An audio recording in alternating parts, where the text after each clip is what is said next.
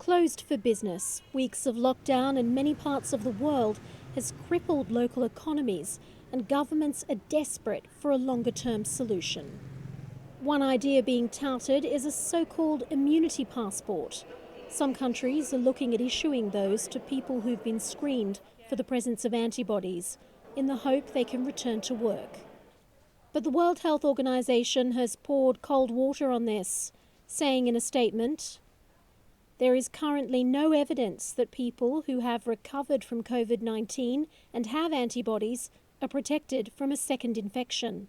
It goes on to say there is not enough evidence to guarantee the accuracy of an immunity passport or risk-free certificate.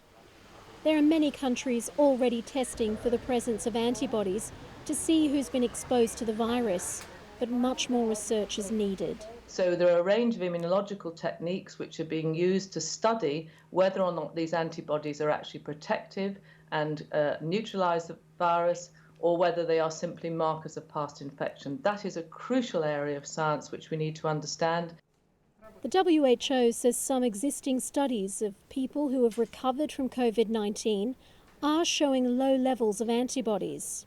That means it's not clear if it's enough to protect against reinfection.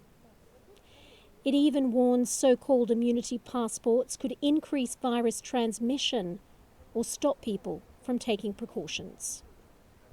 None of this will be welcome news to many countries who want a way out of this pandemic. But until the science is clearer, it looks like social distancing, at least, could be here to stay. Reged Ahmad, BBC News.